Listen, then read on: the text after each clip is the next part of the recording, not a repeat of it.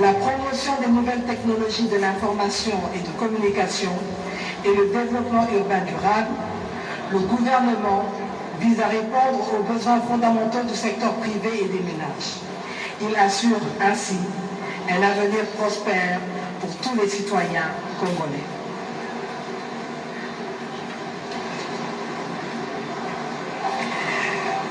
Ce pilier intègre trois principaux volets. Le premier porte sur la connectivité du pays, le deuxième sur la numérisation de la société congolaise et le troisième sur l'habitat et le logement. La connectivité du pays sera assurée par plusieurs actions ciblées qui portent sur les investissements dans les infrastructures de transport pour favoriser la mobilité et développer des modes de déplacement multimodaux d'une part, et d'autre part sur l'amélioration de l'accès aux services de transport et voies de communication. S'agissant des investissements dans les infrastructures, 11 projets phares ont été ciblés, dont 5 peuvent illustrer l'engagement de votre gouvernement à poser définitivement les jalons de la connectivité du territoire. Il s'agit notamment des actions suivantes. Lancer les travaux d'urgence des sections les plus abîmées des routes de commerce transfrontalier et d'interconnexion. Il s'agit notamment de la RN2, Bukavu-Chabunda-Kindu, la RN3, Bukavu-Walikale-Kisangani, la RN23, Zono-Libenge-Gemena-Bumba-Akula, la RN5, Bukavu-Uvira-Baraka-Fizi, la RN27, Mahagi-Bunia-Komanda, RN4, Kisangani-Buta, et la RN16, Kisantu-Kimvula-Popokabaka. Réhabiliter et moderniser la voie ferrée de Lyon-Lubumbashi à Ilé. Accélérer la construction du port en eau profonde de Banana.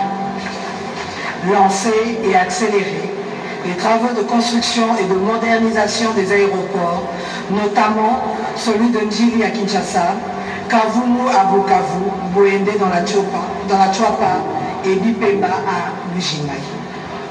Par ailleurs, votre gouvernement mettra en place un groupe de travail ad hoc qui comprendra les délégués de l'Agence congolaise des grands travaux, la cellule infrastructure du ministère des infrastructures et travaux publics, l'office des routes, l'office des voiries et drainages, le groupe d'études des transports, le comité de suivi du plan directeur des transports urbains de Kinshasa, chargé de proposer des mesures urgentes pour le désengorgement de Kinshasa, Matadi et de la RN1 dans le segment Kinshasa-Matadi. Il s'engage également à réhabiliter et entretenir 10 000 km de routes de desserte agricole par an à travers les 145 territoires en guise d'alignement à l'initiative présidentielle prioritaire concernant les routes de desserte agricole du PDL 145 territoires. S'agissant de l'axe d'amélioration de l'accès aux services de transport et voies de communication, dont la finalité est d'assurer la mobilité des personnes et des biens, ainsi que l'interconnectivité des territoires, votre gouvernement retiendra comme action prioritaire le renforcement de capacité de l'ONATRA pour lui permettre de jouer son rôle de vecteur de l'interconnectivité de nos territoires. Pour ce faire, 3 grandes actions ont été identifiées. Il s'agit de la réhabilitation du transbordeur du chantier naval de Ndolo et l'équipement des autres chantiers navals de la partie ouest du pays appartenant à l'ONATRA, la régie de voies fluviales, la SNCC et Chanimeka. La modernisation du chemin de fer Matadi-Kinshasa, en ce compris la modernisation de la voie, système de signalisation, télécommunication, construction, ouvrage d'art, et aussi l'acquisition du matériel roulant et tracté. Dans le même ordre d'idées, votre gouvernement soutiendra la campagne de balisage d'urgence du fleuve Congo et des rivières Kwilu, Kassai et Sankuru jusqu'au port de Ndomba et accélérera la mise en œuvre du projet Métro King pour améliorer le transport urbain dans la ville de Kinshasa.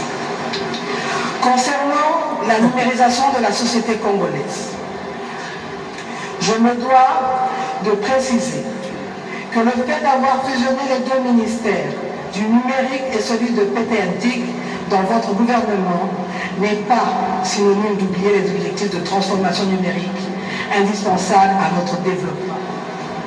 C'est pourquoi votre gouvernement s'engage à développer des réseaux de communication et d'accès à Internet en vue de favoriser l'inclusion numérique et le développement de l'économie numérique dans tous les aspects de la vie nationale.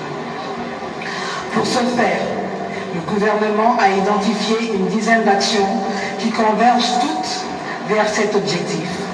Les actions les plus emblématiques à mener dans ce secteur sont les suivantes. Mettre en action les projets restants du plan national du numérique Horizon 2025, établir une identité numérique et rendre opérationnel le projet du guichet numérique, mettre en place et activer le fonds de développement du service universel, déployer la première phase du schéma directeur IDRC couvrant 50 000 km du réseau national en fibre optique, assurer le fonctionnement complet de l'intranet gouvernemental, implanter une académie des mathématiques, des sciences informatiques et de l'intelligence artificielle à Kinshasa. Le dernier volet de ce pilier concerne la problématique de l'habitat et du logement décent. Il est structuré en un seul axe orienté vers la promotion du développement urbain durable en investissant dans l'urbanisme et l'aménagement du territoire. Il a pour objectif spécifique de gérer l'urbanisation et de prévenir les problèmes d'accès aux services dans des villes. Pour atteindre cet objectif, votre gouvernement prendra un moratoire sur les cessions foncières dans les zones rurales à problème. Des ressources conséquentes seront allouées à l'Agence nationale d'aménagement du territoire et au Fonds national d'aménagement du territoire pour leur permettre de mener à bien leur politique. Par ailleurs, votre gouvernement s'engage à favoriser la construction des logements sociaux et les initiatives de construction de logements pour les groupes sociaux professionnels. Dans le domaine du patrimoine privé de l'État, votre gouvernement prévoit de dresser un inventaire complet des biens, de réhabiliter et de récupérer les biens spoliés et d'actualiser les tarifs de location. Honorable président de l'Assemblée nationale, honorables membres du bureau, honorables députés nationaux et élus légitimes du peuple.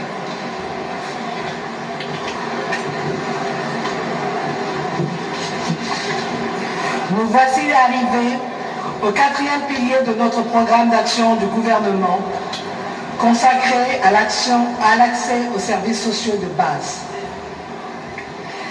L'accès aux services sociaux de base est un droit fondamental pour tous les citoyens et est un élément essentiel pour assurer le bien-être et la dignité de chacun. Pour mettre en œuvre ces mesures et pour atteindre les objectifs spécifiques de ce pilier, votre gouvernement adoptera une approche intégrée en vue de garantir un accès équitable et universel aux services sociaux de base, renforçant ainsi la cohésion sociale et la solidarité au sein de notre société. Les projets, réformes et actions de ce pilier sont regroupés autour de 5 volets ou secteurs qui concourent à la promotion du capital humain. Il s'agit de l'accès à l'eau et à l'électricité, l'accès à l'éducation et aux soins de santé, l'accès à la culture et au sport, l'accès à la protection sociale et finalement l'accès à l'information. Ces différents volets se déclinent en 12 axes stratégiques regroupant au total 53 actions dont le coût cumulé sur les 5 ans est estimé à 41,6 000 milliards de francs congolais et une moyenne annuelle de 8,3 000 milliards de francs congolais. Ce qui représente 15% du coût total de ce programme. Le volet d'accès à l'eau et à l'électricité intègre deux axes stratégiques. Dans le premier, il s'agit de garantir l'accès à l'eau potable et à l'assainissement en investissant dans les infrastructures hydrauliques. Il intègre 4 objectifs spécifiques, à savoir élaborer un cadre institutionnel performant, capable d'assurer son rôle normatif et réglementaire et de protéger le droit de tout usager. Assurer un service public de qualité, créer les conditions favorables à l'engagement des opérateurs de qualité, mettre en place un système de régulation efficace, indépendant et financièrement viable. Le deuxième axe stratégique est la garantie de l'accès à l'énergie en investissant dans les infrastructures électriques. En effet, pour faire face aux innombrables défis de ce secteur, votre gouvernement s'engage à garantir un accès fiable à l'électricité pour tous les groupes sociaux. Pour ce faire, il prendra des mesures urgentes relatives à l'amélioration significative de la desserte en électricité dans les grandes villes.